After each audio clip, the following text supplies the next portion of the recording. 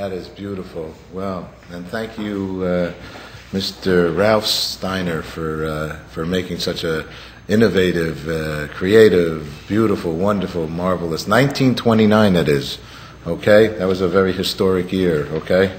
I think there was a stock market crash somewhere around that time as well. So this is a beautiful thing and a great opportunity for us to share that with you. So once again, thanks Ben Modell, who go to his website and learn more about the good things that he's doing. Obviously, he's extraordinarily talented accompanist. So, okay, well, today is our lucky day. We just keep on going on and here. David Katzmire is going to join us now.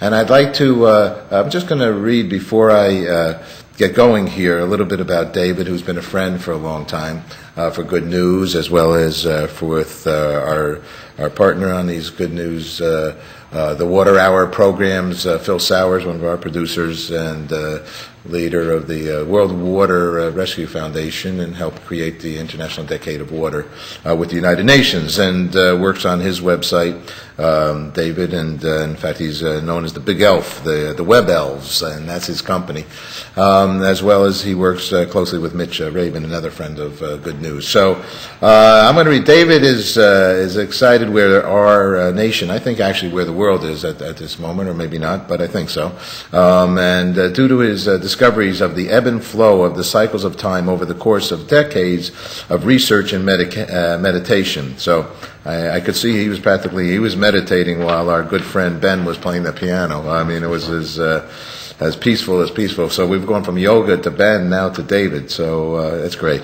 David formulated a concept he refers to as KalaRhythms, okay? K-A-L-A and rhythms, through which he has been able to map the cycles that occur on the planet, in the nation, in a human being with mathematical precision, having birthed his own version of biorhythms that has application to the larger, more local cycles of time. David has effectively redated the birth of this country through this remarkable and innovative understanding of cycles he has originated. Today, in respect to water theme, the Water Hour, we've been exploring, right? We'll learn about the light KalaRhythms, can shed on water. Okay, so you can say that this is all in the tides of time. Okay, welcome, David. How are you? Howdy. My buddy. Nice to see you here. Thank you. So tell us KalaRhythms. KalaRhythms, Paul. Oh, is that right? Yes, sir. It's KalaRhythms. That's all right. You know, Kayla is my niece's daughter, and I thought I was so happy, and I was going to say, that's my niece's daughter, and I did say it's my niece's daughter, but in any case, I said it wrong. Kala, K-A-L-A rhythms. Yes, sir. Kala. Okay, so where does that come from? Well, it comes from the term Ka, which is in all of the ancient religions and languages. Ka is ancient Sanskrit. Ka is Egyptian for energy, the life energy of a person or even a god. And they define it as physical, spiritual, and intellectual energies of a living person that even transcends death. Beyond Ka is the Sanskrit word Kala, which means time. KalaRhythms, therefore, are the changes of energy through time. Okay. And they are a parallel to biorhythms. So just as we have biorhythms within us. What's a biorhythm? A biorhythm is something that begins in birth. These are the internal undulations of energies within our bodies that influence us physically, emotionally, and intellectually. There's a 23-day physical cycle of highs and lows. Some days you're more productive than others. You could run the marathon a little bit more, and other days you should not try to push yourself to new limits, just maintain where you were. And how do they get to this 23? This accumulation of 23 days physical, 28 days emotional, and 33 days intellectual in biorhythms was accumulated from research over many decades, going back to the 19th century to the middle of the 20th century or so. From doctors and educators, for instance, the 33-day intellectual cycle, there was more than one college professor who found that if you take one student, they tend to test better at some times than at others, about a month apart. There was highs and lows in that. They started to accumulate the research has been done from many people observing the same thing. They put them all together and they said there's a similar pattern here. And we were able to determine 23 days, 28 days, and 33 days for the physical, emotional, and intellectual rhythms in our own bodies since we were born. So today is June 7th. I got to think 33 days from now, I'm going to be smarter? You're going to be right where you are right now. High, low, or in between. Okay. All right. Interesting. Now, Yes. Kala. Now we start going into the collective Kala. energy. Okay, Kala. Okay. Well, we go into the call, which is time. We look at the collective consciousness of the people. If you build a house out of brick, you have a brick house. If you build a nation of people, then you have a collective consciousness that has a character of the people, made up of the people who build that nation. Just as we have rhythms within us, the nations we build, the civilizations we create, also replicate the patterns of rhythms that are in our bodies, only they take place over grand scales of time. Larger institutions are slower to change. So the nation will have a body, and its industry, its production, its strength, its military output, how physically active we are. It has emotions, whether we're very much going into Beatlemania or going down into Generation X. And it has an intellectual, it has a mind. The SAT scores, for instance, will follow a high and low that is consistent. So consequently, if we have biorhythms, we build a nation that has KalaRhythms. A nation has a body, a heart, and a mind, as we do. It has a physical cycle, an emotional cycle, and an intellectual cycle that moves from the time the nation is born. Okay, when you say a nation, this could be any. I mean, we all kind of grew up in like groups of people, you know, like communities, little. Yes. So now, are we talking about? When you're saying nation, I'm thinking, are we said the nation of U.S.? Are we talking? How do you share this kind of thought process? When you say the word, what does nation mean to you? When you have a common language, a common government, and a common future of a people identifying themselves as a sole unit, as one of the nations in the world, then they put into birth a new set of rhythms that is unique to their own. Okay, so the Indian might call them an Indian, Native American Indian nations, the nations of the... In fact, and I think the Native Americans call themselves nations. They absolutely do. And, when you look at the regions of the United States, you look within, we find out that there are parts of North America that are typically physical in the character of the culture and the people. Regions that are emotional in the character and the makeup and intellectual. Take, for instance, the Southwest, the rugged Southwest of Texas, where I lived for 2.5 years, loved it there. It's a very physical culture. People settle that area by using their muscle and taming the wilderness and so forth. It takes strength, and there's the accompanying strength of character of the people in the Southwest I've always admired. You take emotional, look at the Deep South, the hospitality, the Southern hospitality, that is an emotional region of the country. And intellectually, look at New England, the intellectual hub of the nation and the colleges that we have there. There is a map on KalaRhythms.com that shows the physical, emotional, and intellectual regions of North America, which is very interesting when you compare it to the language groups of the preceding Native American nations. You'll find that the groups of languages that define different language types also follow roughly the same boundaries that we define today for the Mid-Atlantic, the Northeast, the South, the Deep South, Southwest, and the Great Plains. Very interesting. So we inherited the Gaia, the energy, the intrinsic energies of the earth, and replicated our regions within the nation in the same way that the Native Americans had their groups of nations. Okay, so now the KalaRhythm. Okay, so maybe put us on that. Now, getting back to the undulations of time. These rhythms that have been moving in our nation for the physical, the emotional, and the intellectual highs and lows of us as a collective people. 24, 28, 33. That's in days if you're looking at biorhythms, but the years involved with us is a 28-day physical cycle, a 28-year physical cycle, a 36-year emotional cycle, and a 44-year intellectual. Matter of fact, we can put that up on the board. 30, so one more time? 30. Let's put it right here. Okay. Pictures. Now we have a graphic. 26, all right, good. 28-year physical and a 36-year emotional and 44-year intellectual cycles, rhythms of high and low in the collective consciousness of us. All right, so now let's go here, 18th century, okay? I had a good time then. 1775 to 1800 up here, the 18th Yes. century. So the blue, these correspond to the emotional. So you're saying, what are you saying here now? That we were born in the American Revolution, and that began 1776. Yes. Okay. And that began a new clockwork of cycles in the United States when fighting broke out in Lexington and Concord, and the birth pangs of us being born from our mother country of England took place. We separated and became our own entity. Okay. A new consciousness came into place, and the physical, emotional, intellectual highs and lows of the country begin from that time and have been going through this myriad of changes. Each cycle is of a different length. So you have all these different patterns of cyclic positions leading up to now. Well, you starting this on 1776, so 75 actually. 75. Yeah. Mm-hmm. Okay, because well, in either case, that's when your analysis and thought process begins. We could not claim that we existed until we existed first. We signed our own birth certificate on July 4th, 1776, with the Declaration of Independence, but it was us who was signing it, so we had to be born before we could even create it.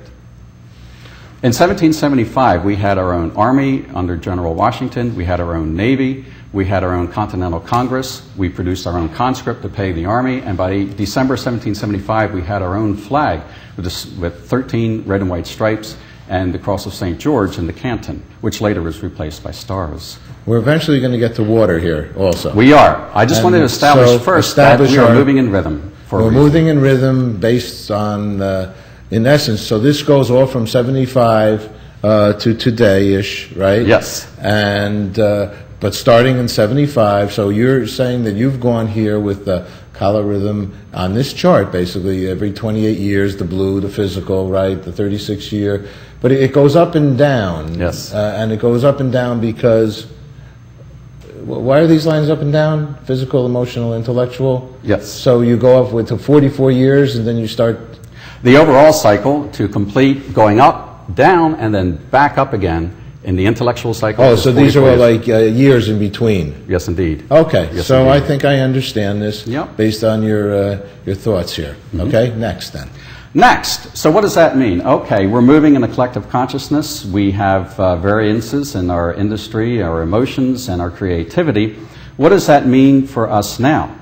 To understand what that means is to look at where we are now and compare it to what has happened before when we were in a similar position. I'll give this to you very quickly. We were just watching a film from 1929, the heyday. During 1929, that was during a period, the only 10-year period in our history in which all three of these cycles peaked within a decade. Look at the 1920s here. From 1919 to 1928, you had each three of the cycles hit their peak. That is known as the Roaring Twenties. Everything was high. We saw that film from that period, and it seemed to capture everything. We saw, first of all, the power of water, looking at those waterfalls and water coming up to a dam. I think that's very physical. That was our physical view of water. Remember, this shapes our perceptions. Then we also saw the beauty of water in that film, the raindrops falling softly into the puddles and the streams, the views of the ponds. We recognized, we appreciated the beauty of water because we were in an emotional high. And we saw functions of the water pump and some creative uses of water. We saw the uses of water because of the intellectual high. Everything pervaded in this building boom, this creativity boom of the 1920s, which came crashing down in 1929 when we hit the midpoint, the period of crisis. In fact, two cycles hit it at the same time, bringing us a predictable crash in the market. One more thing I want to tell you to get to now, and what now means in terms I hope that's of not around again. Not for a while. Good news. Only single ones crossing over, bringing a minor crisis every time. That's the line of crisis. It's amazing you made that movie in 1929 when the market crashed. It's not amazing. It's not amazing. You say it's predictable. It is predictable, not the actual events, but the energies, the highs and lows that are going to influence us, most certainly are, like the tides of the ocean and the phases of the moon. Then, following that, we had the only 10-year period in our history in which all three cycles hit a bottom within a decade, bringing us what we now know as the Great Depression following a crash. The position of the cycles will influence us in every way. Highs, lows. So what does that have to do today with us now? That's what I want to show you. Okay. This is where we are now. All of the cycles are reaching a peak in this decade. Here in 2007, we have just come from a double crest of the physical cycle, the intellectual cycle, bringing us strength, creativity, all during this great spiritual movement that was caused by the emotional high that peaked in 2000. It's after the peak that you have the greatest outpouring of energy. It is from here, it's a flywheel effect. All of these cycles are in the second quarter, the highest period of productivity, bringing us the most astounding time that we're in and going into even more than we have ever seen, even the 1920s. And that this time we hope will be a good news time. People will be banding together, our nation of the world, our tribes of the world. Is this a time that the optimism is high? Yes. That we'll even be figuring out the big thaws in the National Geographic, and what should we worry about in water on Yes. U.S. News and Report? Exactly. This is a time that we can tackle this concern. Not only is it a time when we have greater concern, it's a time when we have greater capability and know-how to do something about it. As those covers indicate, the readers determine what's put into these magazines because they select from the newsstands. And you're holding up U.S. News and Report with a special feature on water right on the cover, same with National Geographic. This is a time when people have come out of cocooning. This is when Generation X has been replaced by Generation Y because everybody's asking why.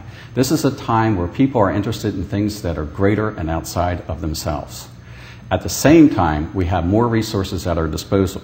The high in the economy, the record highs that we're hitting in the Dow and the Standard & Poor 500 are going to be surpassed by more highs yet to come.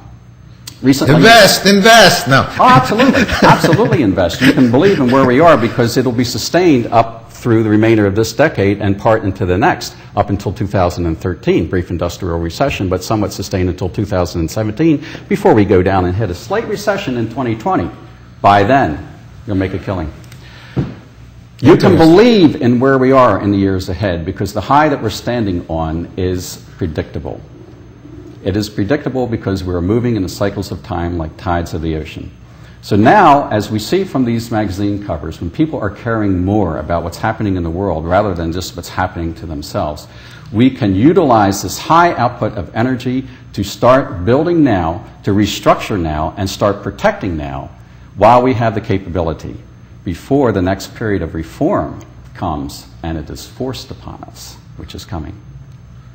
Okay, interesting. And the front page of the Times gave skin cells, and they got DNA, and we have a lot of things we're learning. I'm high also on the world. The world is a very nice, the living to 200, 300, 400. And we're figuring out a lot of good things, and solutions just humanly, as well as, you say, rhythmically. Yes, we do.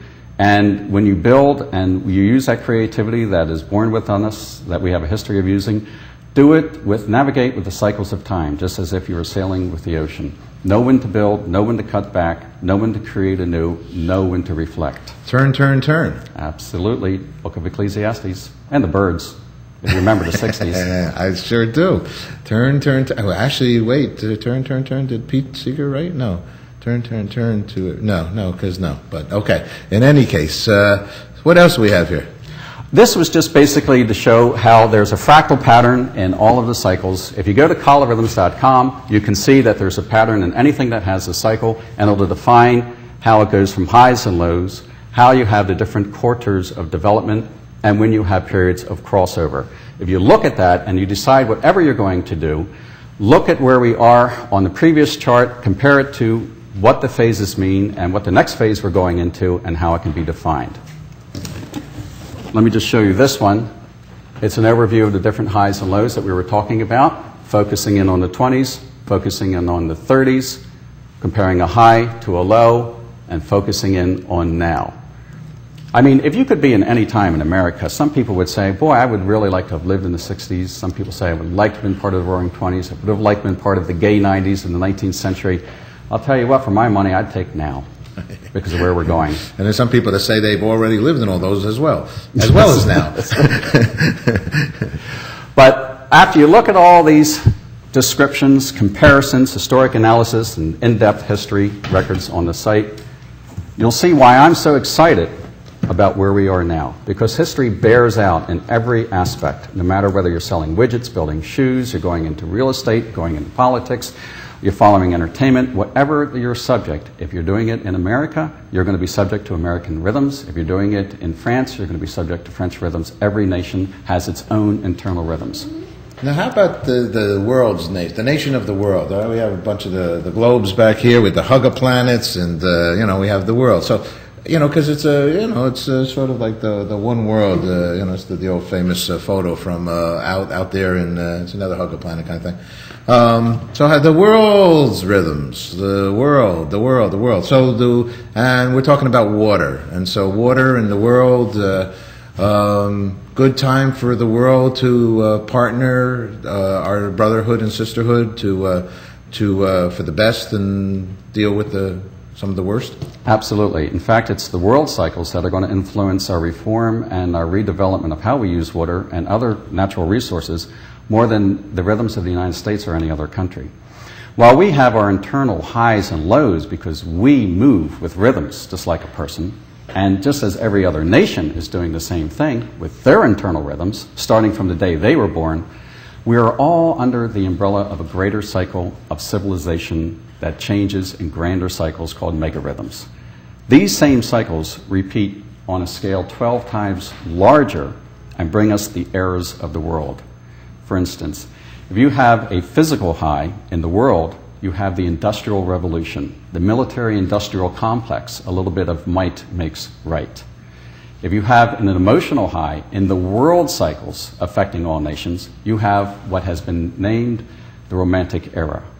And if you have an intellectual high, you have a Renaissance that gives us the Baroque Era and the great achievements and the intricate designs and the music that come out of that period. So where we are right now is we came out of a period, we're coming out of it now, where in the last 2 centuries, the cycles of the world have been physically high for us to build, while at the same time we were emotionally low during the Victorian era and intellectually low. That means that as the world community, we outbuilt our own sense, and we didn't care. You see, we outbuilt during the physical high our own sense during the intellectual low of the world, and we didn't care during the emotional low of the world. That's what we're leaving. What Cycles is bringing to us now is the end of the physical high and bringing us into a period of reform that follows. That long period of reform, which will last more than a century and a half, is the time when you clean up after the day before. Okay, that century and a half begins right now? We are in the transition period. We're in the transition period now. I hear that out there. We're in the transitional cleanup for how long did you say? Well, this quarter is going to last 164 years in the third quarter of the 336-year physical cycle of the world, and we're cleaning up from the party before. So pick up those beer cans and throw the trash out because the world is getting cleaned up. At the same time, the emotional cycle that had been low, the intellectual cycle that had been low, is now going high. We're going to care enough to clean up from this party, the clamor and the din of the Industrial Revolution, and with the intellectual cycle going high in the world, we're going to find new ways to do it. There's going to be a new brotherhood, and people are going to care. So, that's my message for David Katzmire, I love it. It's good news. It's good for water, and life is good right now. So, what else could we ask for? So, your website for people to go to think more on this? Yeah, KalaRhythms.com, K-A-L-A rhythms.com. Look it over. WWRF.org, too. Please check that out. When you find out how and why we should be doing what, go to WWRF.org and find out how. Right, and you can also find out there the 20 shows that David has been kind enough to each week put up into a nice organized manner, so people can easily go to see our Water Hour programming. I thank you. We all thank you for that. And so, well, I think that is today's show. I think we're ending up on a high and 164 years of cleanup and to deal with some of these the big thaws and the little children not having water worldwide in certain parts of the world. And once again, just a reminder: we're here to pose the thoughts of the good people of the world, and not sort of like in a judgmental or unjudgmental way. We're happy just to share what people feel are good for the world, or maybe even not so good for the world. So that's the way Good News Broadcast mission is. We're life-affirming, thought-provoking education of good news. Let me let you also know that Good News is going to celebrate. We're going into our 10th year. On July 4th, okay, actually we started Good News Broadcast on July 4th. I find it quite interesting that the KalaRhythms began in the thought process of the building of this nation of people together. Of course, previously there was the Indians and other people. We can go backwards there, and love to have David back on the show again to talk about pre that time. Because but I understand it's a beautiful thought to think about nations or communities or tribes, and it seems to make logical sense to me. So, once again, thank you for joining the Good News Broadcast and the Water Hour. It's our 20th show. Upcoming, we're working on a show for the Pirates of the Caribbean, which should be of interest, and hopefully that's going to happen within a couple of weeks. The Waterkeepers organization.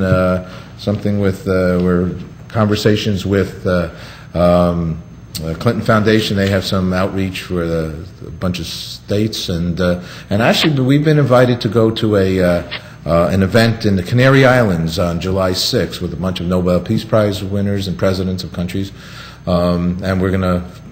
Environment is one of the issues. We're going to cover that, and we've also been invited to the United Nations for a major event with the George Schweitzer Institute with the president of Guatemala and of Costa Rica, again on environmental and keeping the world together. And a lot of good stuff going on here. Please stay tuned and keep watching, and thank you for sharing your good news. The words we love to continue to say is reduce, reuse, recycle, be kind to people, and have a wonderful week. So thank you.